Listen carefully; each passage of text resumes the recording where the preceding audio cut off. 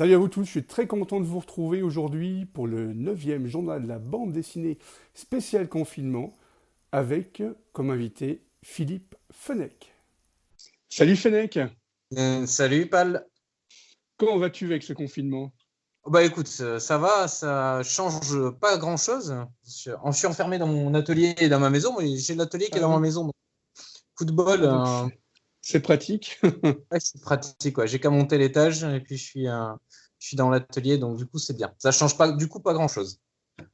Si ce n'est que Est-ce- le week-end, qui est le moment où normalement j'en profite pour aller prendre l'air, m'aérer un petit peu et essayer d'évacuer l'odeur de Fennec qu'il peut Ah avoir oui. sur moi, je peux pas le faire. Est-ce que tout ce qui se passe ces temps, ça t'inspire un peu pour dessiner ou bien pas autrement? Ah non, c'est plutôt l'inverse. C'est plutôt l'inverse. En fait, les premiers jours, ça a été, il y avait un côté, on vit quelque chose d'exceptionnel, de nouveau, bêtement, tu te dis, bon, tu n'arrives pas à prendre la mesure des choses, quoi. Donc, du coup, les premières semaines, ça a été, j'ai continué à bosser normalement et tout. Et puis, quand est arrivé le confinement, les arrêts des écoles, des trucs comme ça, là, au contraire, ça a eu tendance à me bloquer un petit peu. Et à ça, c'est rajouté la mort du Derzo qui Ouais. fini de me. Je suis resté une semaine sans dessiner après, quoi. J'arrivais plus à dessiner. Donc, du coup, j'ai profité pour faire de l'ancrage qui demande un petit peu moins de réflexion, tu vois. Mais ouais, au contraire, ça a plutôt tendance à me faire moins bosser, quoi. Toi, tu bosses, ça te donne envie de bosser, toi? Alors, en fait, j'ai lancé l'idée des chroniques BD spécial confinement, donc je suis un peu sous l'eau ces temps. Mais, mais c'est sympa, en fait, je me suis dit, bah, pourquoi pas lancer une émission où on Mais parle c'est bien. justement bah, l'auteur de BD à la maison. Et comme ça, ben, j'ai moins le temps pour le dessiner, mais j'ai plus le temps pour les copains. C'est un peu Non, mais ça. c'est une bonne chose, c'est une bonne idée, ton principe, là, en tout cas. Merci beaucoup. Alors toi, ça fait des années que tu fais de la bande dessinée.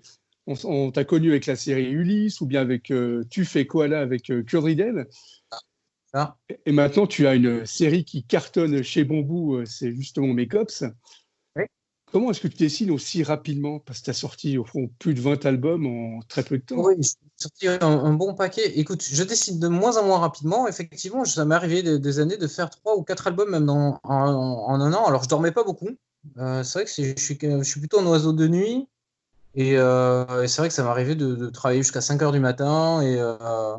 Voilà, en période de rush, je pouvais très bien dormir à 3 ou 4 heures dans la nuit et puis me relever. Maintenant, je peux plus le faire. Donc, je sais pas si tu remarques, mais au fil des années, je fais de moins en moins d'albums. C'est pas que je deviens de plus feignant, mais c'est que j'ai de plus en plus de mal à travailler tard le soir. Forcément, on fatigue un petit peu. Mais je pense que c'est surtout ça. Et puis, c'est vrai que je fais du dessin humour, du gag. Oui. Donc, du coup, c'est vrai qu'on peut pas comparer ça à quelqu'un qui va dessiner de la SF hyper réaliste et qui, sûrement, on passe 3 ou 4 jours sur une page. Moi, c'est vrai que je passe en moyenne maintenant 2 jours. Avant, je passais un jour. À peu près, ouais, une page crayonnée ancrée sur TUF, c'était une journée à peu près de travail. Ouais. Après, c'est vrai que quand je regarde mes albums, je me dis qu'effectivement, ça manquait un peu de détails, il manquait un peu de décor. Maintenant, je pousse un petit peu plus, donc je suis un petit peu plus lent. Mais je sais pas, il n'y a pas de secret, c'est juste que ouais, je fais pas. J'ai pas ce côté artiste qu'ont certains dessinateurs à se remettre en question à chaque album. En fait, moi, j'aime bien dessiner, je suis plus un amuseur public, j'aime bien l'idée que les lecteurs vont s'amuser, tu vois. Donc, du coup, je me prends pas la tête. Fais ce que je sais faire, et puis voilà, quoi. Ouais, parce que j'ai regardé justement la série Les Cops, tu as fait 11 albums en 7 ans, plus 3 compiles. Ça fait quand même 14 albums en 7 ans des Alors, Cops. les styles, c'est particulier. Alors, en termes d'albums, j'en ai fait 11 pleins, 11 vrais albums, Oui, oui. plus un en série, mais où il n'y a que la moitié en page de BD dedans, plus quelques illus. Et après, les compiles, même si j'ai fait une nouvelle couverture, c'est souvent des pages qui existaient déjà. Donc Oui, ça, c'est oui. plutôt le travail de Bambou. Mais oui, en gros, j'ai fait 12 albums. Ouais, ça a commencé en 2003. Le dernier sorti était en 2019. Donc ouais, en 6 ans, ouais. Et là, je suis sur le 12e en ce moment. Ah ouais. Donc tu as quand même une bonne endurance. Ouais, on en sortait 2 par an, ouais. Mais Ouais. là, justement, je suis fatigué. Donc, du coup, là, l'année dernière, on en a sorti qu'un. Et cette année, on en sortira qu'un aussi. Et puis, surtout, envie de faire autre chose à côté. Là, le problème, c'est que j'ai plus le temps. 2 albums par an, ça m'empêche de faire autre chose de différent à côté. Tu vois. Je faisais un héros presque partout. Donc, du coup, il y avait de l'aventure et du gag. Ça me permettait de varier un petit peu. À l'époque, je faisais Tu fais Koala, je faisais aussi Ou Anatole et compagnie à côté, qui était aussi du gag. J'avais fait l'Empire des Mechas aussi, qui était carrément de la SF un peu réaliste avec Jim. Donc, du coup, j'aime bien pouvoir varier, histoire de ne pas m'ennuyer sur quelque chose. Et c'est vrai que là, du coup, en faisant 2 albums par an sur mes cops, bah, j'ai plus le temps, parce que j'ai vieilli, que j'ai plus le temps à côté de dessiner des trucs. Moi, j'aime bien les trucs un peu en costume. J'aimerais bien refaire de l'humour jeunesse, aventure, plutôt costume et tout. Donc, du coup, là, voilà, on est passé à un tome par an. On s'est dit que là, il y en avait eu plus de 10. C'est bon, la série, il n'y a plus besoin de les lancer. Et là, maintenant, si on en sort un par an, c'est très bien. Alors, peut-être que de temps en temps, on fera des petits hors-série. Mais voilà, à côté de ça, j'aimerais développer un autre univers aussi. Et ta chérie, elle est dessinatrice de BD, elle est coloriste aussi. Est-ce que c'est elle qui te met les couleurs sur tes albums? Alors, jusqu'au tome 11, enfin, jusqu'au tome 10, ça a été Camille, donc, qui est aussi dessinatrice, qui est devenue coloriste un petit peu par la force des choses, parce qu'elle avait du mal à trouver du travail en dessin et qu'elle était forte en couleur. Donc, du coup, moi, quand j'ai lancé la série, quand avec Christophe, c'est surtout Christophe qui a lancé la série, moi, je me suis rajouté dessus. Quand on a la série Make-up, on était 2 garçons, on faisait une série qui parlait de filles, et j'avais peur qu'à un moment donné, on se plante un petit peu, quoi. Et il se trouve que Camille, qui est à la fois dessinatrice, coloriste, travaille aussi dans la mode. Donc, du coup, je me suis dit que ça peut être sympa en coloriste d'avoir quelqu'un qui peut coller aussi à l'actualité des habits et tout. Ce qui fait qu'à la fin, c'est un bon taf et que moi, je me permettais de laisser des t-shirts vides, par exemple. Et c'est elle qui a rajouté les motifs et les trucs comme ça en fonction de la mode du moment. Et ça, c'est magique. Ouais, c'est carrément magique. Et du coup, j'aurais découvert des trucs auxquels je n'aurais absolument pas pensé. Je pense, moi, étant un mec et n'en pas m'habiller dans les magasins de filles. Alors maintenant, il y a une fille de 15 ans, bah, je serais peut-être un peu plus au goût du jour. Bah, c'est vrai qu'à l'époque où on a commencé, bah, ce n'était pas le cas. Donc voilà. Et puis, c'est vrai qu'à force, Camille a eu envie de se remettre au dessin, de laisser tomber un petit peu la couleur parce qu'elle avait plus envie de dessiner, ce que je comprends. Donc du coup, à partir du tome 11, c'est Anne-Lise Sauvêtre qui, dans un premier temps, l'a aidée. Donc elles ont fait partager l'album en 2. Et puis à partir du tome 12, elle fera toutes les couleurs. C'est déjà elle qui avait fait les couleurs aussi du hors-série qu'on avait fait. Et là, je suis super content de ce que fait Anne-Lise aussi. C'est toujours bien. Ça fait peur de travailler avec des coloristes parce que tu laisses ton dessin, tu t'abandonnes un petit peu. En plus, surtout, moi, j'aime bien ne pas donner trop d'indications. J'aime bien être surpris. Et j'aime bien quand je reçois une page me dire ah bah tiens, j'aurais pas fait comme ça, mais finalement, c'est bien et c'est peut-être même mieux comme ça. Donc, et c'est vrai que c'est le cas avec Camille et puis avec Anne-Lise, là, même si on a pour l'instant assez peu travaillé ensemble, je trouve qu'elle fait du super bon taf, quoi. Donc le 12e album sortira cette année ou l'année prochaine, alors, des Cops? En octobre. Cette année. Ah, ouais.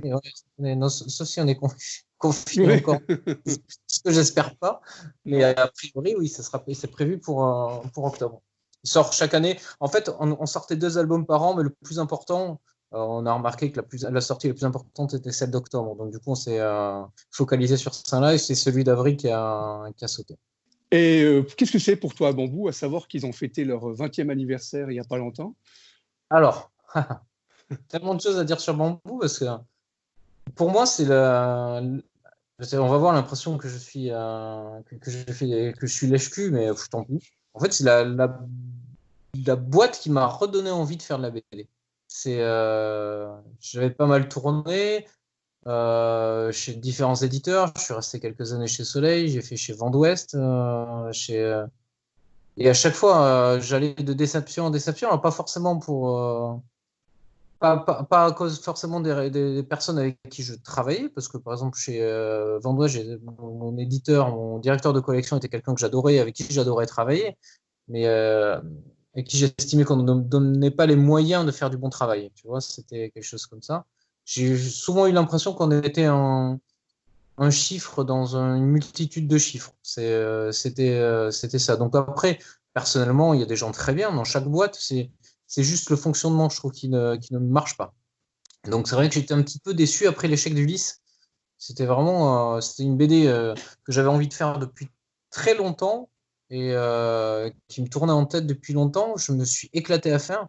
On a eu des super retours, on a eu des super critiques et malheureusement, ça a été une catastrophe éditoriale. Rien n'a été fait comme il fallait et voilà, malheureusement, c'est souvent les commerciaux qui font la loi chez les éditeurs et des fois ils font pas bien la loi et des fois ils font des erreurs, même si on les prévient en amont. Ben voilà. Donc du coup, quand je suis arrivé chez Bambou, j'en avais entendu que du bien, ça me faisait plaisir, mais j'étais un petit peu méfiant. Et puis j'avais tort parce que franchement, j'ai redécouvert le plaisir.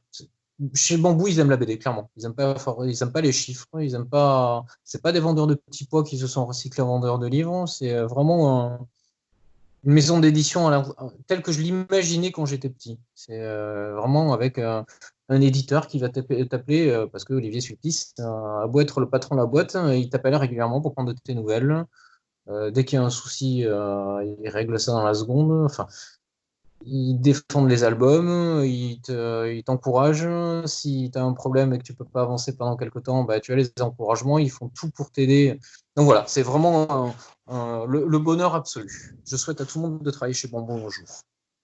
Et à côté, en fait, à cause des cops, tu n'as pas d'autres séries que tu as envie de relancer. C'est-à-dire que pour l'instant, tu travailles que sur cette série. Alors pour l'instant, je travaille que sur les cops. Sauf que là, justement, je prends du temps. Là, je suis en train de travailler sur une série en parallèle. Donc, pour l'instant, je ne peux pas dire ce que c'est. Je travaille avec une chaîne YouTube, en fait, un éditeur, de travailler sur une adaptation. Donc, c'est ce sur quoi je bosse en même temps en parallèle du tome 12 des Cops. Je ne sais pas si ça sera une série ou si c'est un tome comme ça. On verra, ça dépendra sûrement de ce que ça donne. Mais toujours est-il que si. Moi, on est en train de monter un projet un peu différent avec Christophe. Je ne sais pas si ça verra le jour. En tout cas, c'est quelque chose de très différent puisque c'est en costume, c'est historique. Ça reste de l'humour, ça reste de la jeunesse tout public, j'ai envie de dire.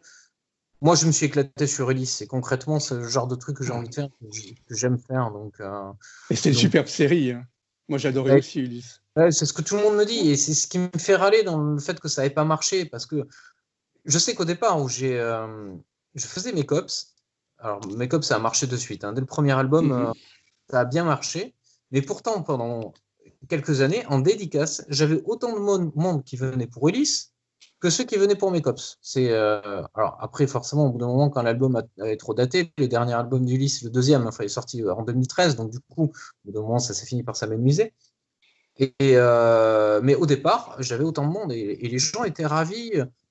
Moi, je sais que les libraires qui l'ont mis en avant Ulysse, ça a cartonné chez ces libraires-là. Le salon à Paris, par exemple, dont le libraire a été fan de la série et du coup l'a mis en avant. Et chez lui, ça a été un carton. Il en a vendu, je sais pas, peut-être 100 fois plus que dans certaines librairies. Mais forcément, quand on distribue 2 albums à chaque librairie, on peut pas faire un carton, c'est pas possible. Moi, je sais que le jour, dès la première sur mes cops, dès la première semaine, on a dû réimprimer. On a encore réimprimé 2 semaines après. Et j'avais mon éditeur de chez Glénat, à l'époque, il n'est plus éditeur chez Glénat, qui m'a appelé, il m'a dit j'ai vu tes chiffres sur les cops, j'aurais aimé qu'on fasse pareil sur Ulysse. Et je lui ai dit mathématiquement, c'est pas possible.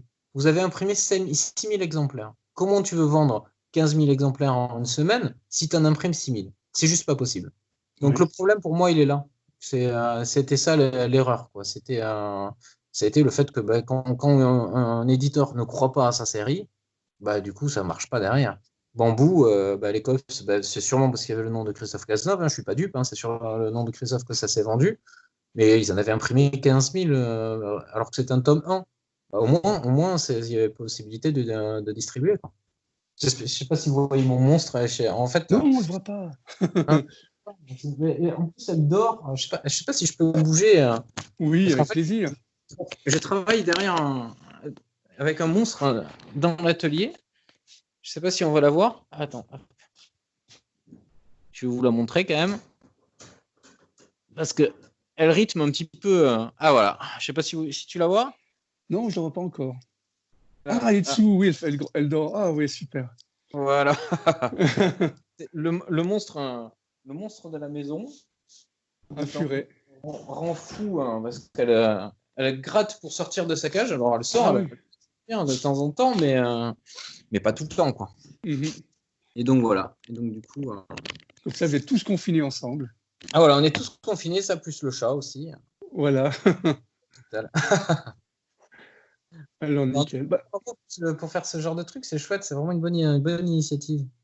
C'est gentil. Alors demain, je vois Kurt Riddell. Est-ce que tu as un message pour lui, vu que tu le connais bien aussi? J'ai envie de dire, bonjour ma tante. Bon, bonjour ma Voilà, tante. moi je suis sa petite nièce et lui c'est ma grande tante. D'accord. On s'appelle comme ça fait 20 ans qu'on se connaît, et 20 ans, ouais, même 22 ans qu'on se connaît, et c'est comme ça. Mais comme j'ai vu que tu avais eu Michel l'autre jour, et Michel, c'est mon Oui. on est né le même jour avec Michel. Hein, donc, du coup, Excellent. Ouais. alors, pas la même année, hein, parce qu'il est Non. beaucoup plus vieux que moi. Quoi. Il a moins, Il je me sais pas, semble, ouais. 70 ans de plus que moi, je pense. Oui, je pense. Ça se À voit sur la moins. coupe. Voilà, c'est ça. Et on est jumeaux. Alors, merci beaucoup. Merci à toi, Puis une Paul. bonne journée. Et toi aussi. À Et tout puis, bientôt. Merci. Et comme on dit, restez chez vous. Hein. Oui, on va rester chez nous, avec grand plaisir. Take you far away.